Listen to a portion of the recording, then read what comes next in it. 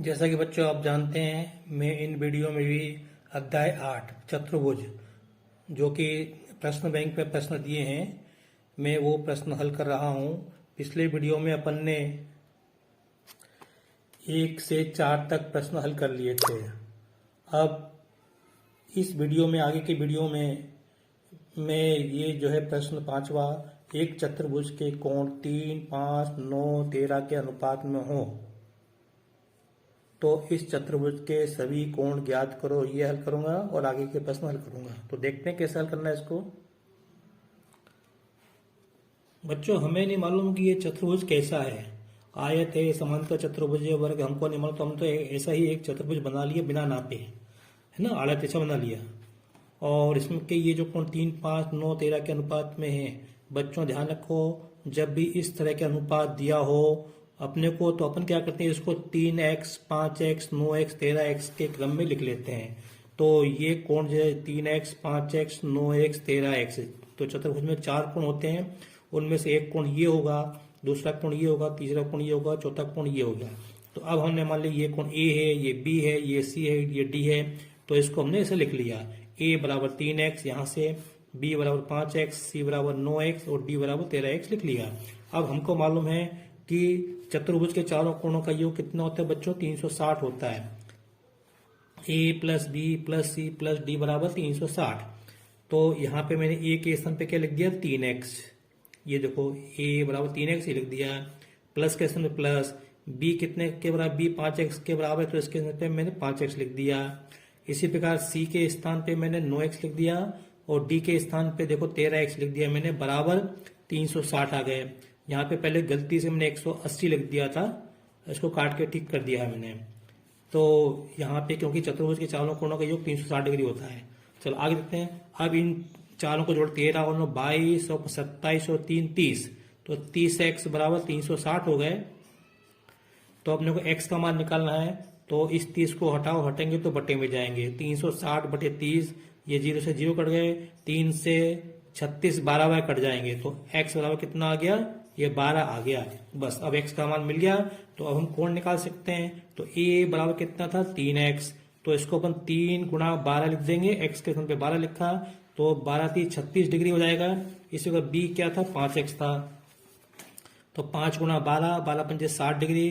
c क्या था, 9x था, तो 9 गुणा 12 किया, तो 12 नंबर 108 डिग्री हो गया। और d बराबर 13x था, 13 गुणा 12 बराबर 156 डिग्री हो गया। तो इस प्रकार से फाइनल उत्तर ये हुआ 26 डिग्री, 60 डिग्री, 108 डिग्री और ये 156 डिग्री। ये हमारा उत्तर है। आप देखेंगे बच्चों, इन सब के अंदर अगर हम 12 से इन सबको भाग दें तो हमको यही अनुपात, यही अपने को 3, 5, 9, 13 ये अपने को संख्याएं मिलेंगी। ठीक है, इसका मतलब 12 सब में गुणनखंड है, ये कॉमन गुणनखंड है। तो ये प्रश्न खत्म हो गया। अब अगला प्रश्न देखते हैं अपन। अगला प्रश्न दिया है, छठा प्रश्न है, यदि एक समांतर चतुर्भुज के विकर्ण बराबर हो तो दर्शाओ कि वह आयत है। देखते हैं।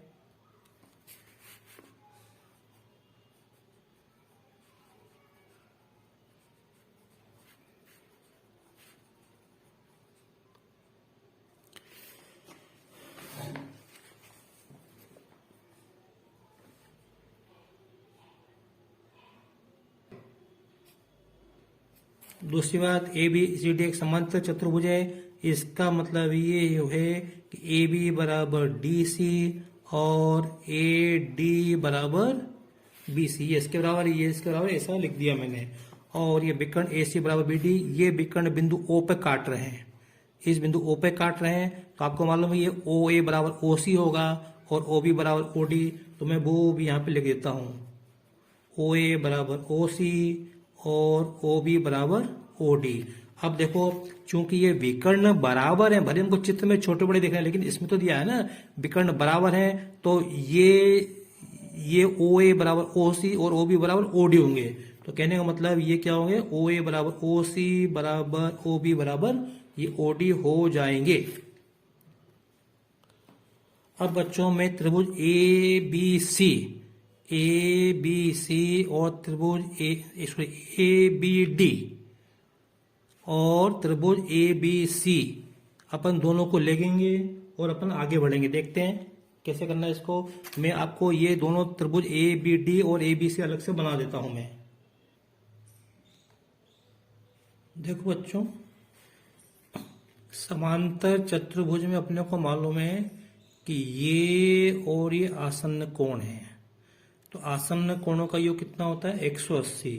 तो कोण ए प्लस कोण बी कितने हो जाएंगे? 180।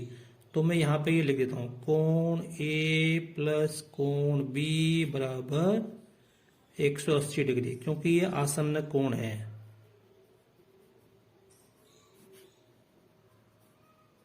अब उसके बाद मैंने जैसे कि पहले बताया त्रिभुज ए बी डी, ये त्रिभुज ए बी डी यहाँ पे बना दिया मैंने, और त्रिभुज ए बी सी ये मैंने यहाँ पे बना दिया।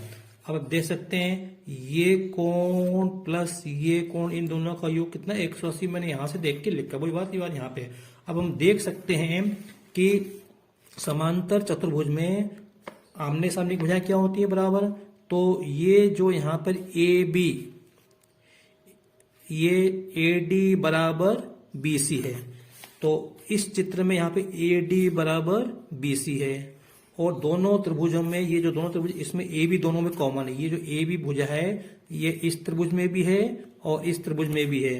तो ए बी बराबर ए बी हो गई। और हमको क्या दिया है? ये विकर्ण ए सी बराबर बी डी दिया हुआ है। देखो पहले दिया हमको ये विकर्ण ए सी बराबर बी डी, मतलब ये जो ए सी भुजा है ये ए सी भुजा बी डी के बराबर है। अब आप देख सकते हो दोनों त्रिभुज सर्वांगसम है, क्योंकि इसकी संगत भुजाएं इसकी संगत भुजाओं के बराबर है। इसलिए एस एस एस भुजा भुजा भुजा प्रमेय से दोनों त्रिभुज क्या होंगे? सर्वांगसम होंगे। तो मैं लिख देता हूं। हाँ, तो देखो बच्चों, ये a प्लस बी बराबर 180 डिग्री, ये आसन्न कोण है। अब इसके बाद त्रिभुज ए बी डी और ए बी सी में ए डी बराबर बी सी, ये ए डी बराबर बी सी। देखो ए डी बराबर बी सी है, क्योंकि ये समांतर चतुर्भुज की सम्मुख भुजाएं है। फिर उसके बाद देखो ए बी दोनों में कॉमन है, ए बी बराबर ए बी, तो दोनों में उभयनिष्ठ है। और उसके बाद देखो बी डी बराबर डी सी, ये बी डी बराबर डी सी ये हमको दिया है, तो ज्ञात है, ये यहाँ पे मैंने लिख दिया। इसका मतलब ये है कि ये दोनों त्रिभुज क्या होंगे? सर्वांगसम होंगे। इस चित्र में ए बी डी और ए बी सी ये दोनों त्रिभुज क्या होंगे? सर्वांगसम होंगे। तो यहाँ पे लिख दिया त्रिभुज ए बी डी सर्वांगसम है। त्रिभुज ए बी सी कैसे? एस एस एस भुजा भुजा भुजा सर्वांग समता से। अब इसका मतलब क्या? जब हमने सिद्ध कर दिया कि ये दोनों त्रिभुज सर्वांगसम है, तो इनके संगत अवयव बराबर होंगे। इसका मतलब ये कोण इसके बराबर होगा, और जो है ये कोण इसके बराबर नहीं होगा, ध्यान रखना है ना। तो जो भुजाएं बराबर है उनके सामने के कोण हमको लेना है। तो ये दोनों भुजाएं बराबर हैं, तो इनके सामने के कोण बराबर होंगे। इसके सामने का कोण ये रहा, इसके सामने का कोण ये रहा, ये बराबर कोण ए बराबर कोण बी।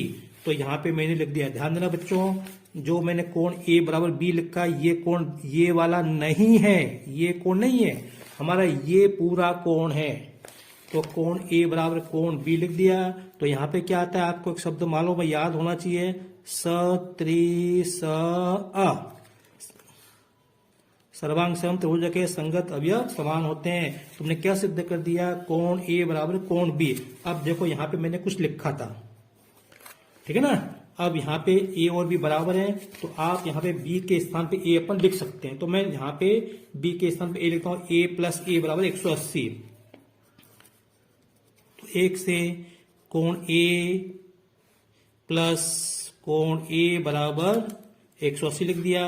ए प्लस ए क्या आ गया? 2a हो गया, 2a बराबर 180। तो कोण ए बराबर क्या हो गया? 180/2 बराबर 90 डिग्री। तो इसका मतलब ये कोण कितने का हो गया? 90 का हो गया। अब देखो बच्चों, जब ये कोण 90 का है तो ये भी 90 का हो गया, है ना। और ये दोनों 180 के हैं, तो ये 90 का, तो ये भी 90 का होगा। और फिर ये भी आसन्न कोण है, तो ये भी 90 हो जाएंगे। अपने को तो केवल इतना बताना है कि एक कोण 90 डिग्री का है, बाकी सब तो बराबर ही है। तो लिख देता हूं, कोण ए बराबर कोण बी बराबर कोण सी बराबर कोण डी बराबर 90 डिग्री। अतः लिख दो, अतः ए बी सी डी एक आयत है। ठीक है बच्चों, वीडियो लंबा हो रहा है। अब इस वीडियो में 2 ही प्रश्न हो पाएंगे, बाकी के प्रश्न में अगले वीडियो में हल करूंगा। ठीक है, अगर आपको मेरा वीडियो पसंद आया हो तो इसे लाइक करें, शेयर करें, सब्सक्राइब करें। और साथ ही साथ बच्चों, मैंने अपने वीडियो में लिंक दी हुई है, उनसे आप रैखिक समीकरण, वर्ग समीकरण और बहुपद वाले प्रश्न भी आप देख सकते हो।